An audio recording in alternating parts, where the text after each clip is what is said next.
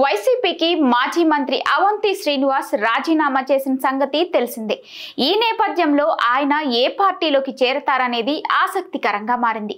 ఈ క్రమంలోనే అవంతి శ్రీనివాస్ కు ఓ పార్టీ నేత స్వాగతం పలికారు. అవంతి శ్రీనివాస్ బీజేపీలోకి వస్తామంటే స్వాగతిస్తామని బీజేపీ ఎమ్మెల్యే విష్ణుకుమార్ రాజు అన్నారు. వైసీపీకి రాజీనామా చేసిన కొన్ని గంటల్లోనే విష్ణుకుమార్ రాజు ఈ వ్యాఖ్యలు చేయడంతో అవంతి శ్రీనివాస్ ఏ నిర్ణయం తీసుకుంటారనేది ఆసక్తికరంగా మారింది.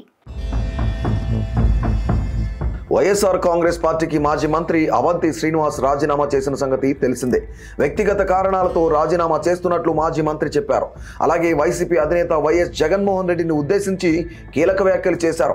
కొత్త ప్రభుత్వానికి 5 నెలలు కూడా గడువు ఇవ్వకుండానే ధర్నాలు, ఆందోళనలు ఏమిటంటూ విమర్శించారు. ఇక అవంతి శ్రీనివాస్ వైసీపీకి రాజీనామా చేసిన నేపథ్యంలో ఆయన ఏ పార్టీలోకి వెళ్తారనేది ఆసక్తికరంగా మారింది. ఈ క్రమంలోనే ఆయనకు ఎన్డీఏ కూటమిలోని ఓ పార్టీ నుంచి ఆఫర్ వచ్చింది. అవంతి తమ పార్టీలోకి వస్తే స్వాగతిస్తామని బీజేపీ ఎమ్మెల్యే విష్ణుకుమార్ రాజు అన్నారు. దీనిపై అవంతి శ్రీనివాస్ ఎలా స్పందిస్తారన్నది చూడాలి. ఆయన గతంలో టీడీపీ నుంచి ఎమ్మెల్యేగా గెలుపొందారు. అయితే 2019 ఆంధ్రప్రదేశ్ అసెంబ్లీ ఎన్నికలకు ముందు టీడీపీని వీడి వైసీపీలో చేరిపోయారు. ఎన్నికల్లో వైసీపీ నుంచి పోటీ చేసి విజయం సాధించి వైఎస్ జగన్ మంత్రివర్గంలో పర్యాటక శాఖ మంత్రిగా పనిచేశారు.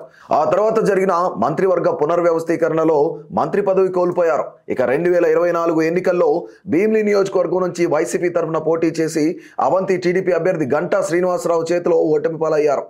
ఎన్నికల ఫలితాల తర్వాత రాజకీయ కార్యక్రమాలకు దూరంగా ఉంటున్న అవంతి శ్రీనివాస్ గురువారం వైసీపీకి రాజీనామా చేస్తున్నట్లు ప్రకటించారు. ఈ నేపథ్యంలో ఆయన మరోసారి టీడీపీలో చేరతారనే వార్తలు వస్తున్నాయి.